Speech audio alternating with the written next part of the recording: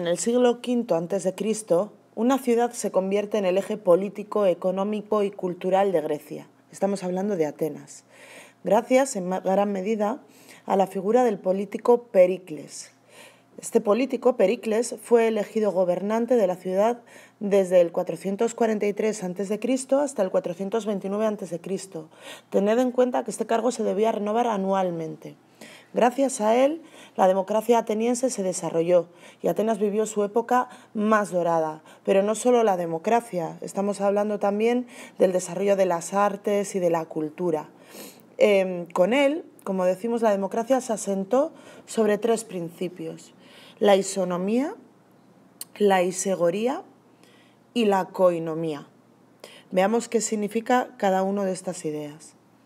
Bien, la isonomía no es otra cosa que la igualdad de palabra. Pericles consiguió eliminar los privilegios que tenían los ciudadanos ricos e igualar a los pobres con los ricos. Los pobres también podían entrar en la asamblea y participar y decidir en los asuntos públicos. La isegoría es la igualdad ante la ley y la koinomía era la exigencia de buscar el bien común frente a los intereses particulares.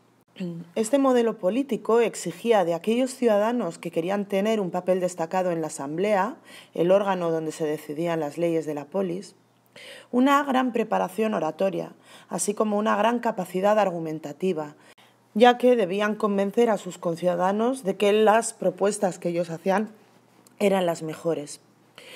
Bien, este es el contexto sociopolítico en el que surgen la figura de los sofistas, del grupo intelectual de los sofistas, así como la figura de Sócrates, cuyas ideas y propuestas no pueden entenderse desligadas del desarrollo de la democracia ateniense y de las exigencias que ésta plantea.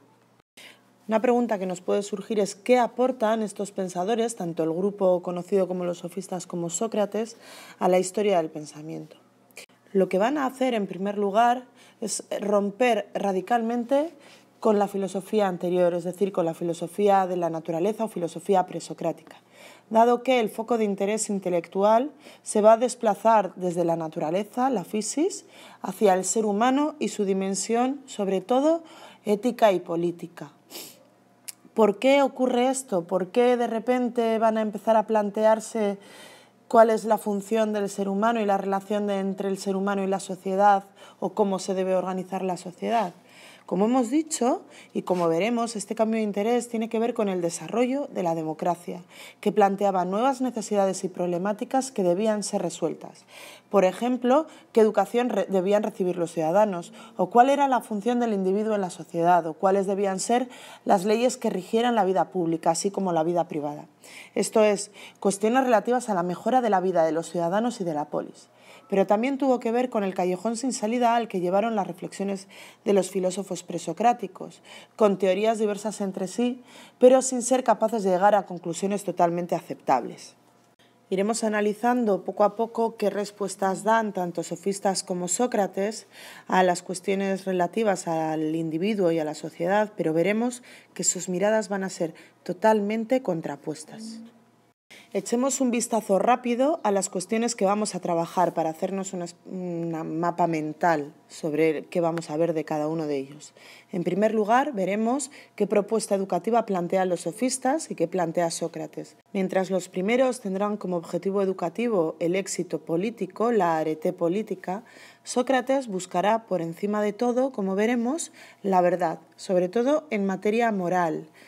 A continuación, compararemos la postura epistemológica que desarrollan tanto sofistas como Sócrates y que influirá notablemente en el resto de su pensamiento. Quizás podemos decir que la postura epistemológica que tiene cada uno de ellos define y determina qué interpretación van a tener luego de la ética, de la política, incluso de la educación. Veremos que los sofistas son conocidos por el escepticismo y el relativismo. Desarrollarán estas posturas epistemológicas, mientras que Sócrates fue un conocido antirrelativista, un antirrelativista declarado, es decir, pensaba que se podía conocer verdades universales sobre la realidad y además se podían conocer desde el punto de vista racional, es decir, era racionalista. Por último, analizaremos las propuestas ético-políticas de cada uno de estos autores. del grupo de sofistas y de Sócrates. Y veremos cómo los sofistas desarrollan una doctrina conocida como el convencionalismo a nivel ético y a nivel político, mientras que Sócrates desarrolla el conocido como intelectualismo moral, que luego influirá notablemente en autores como Platón.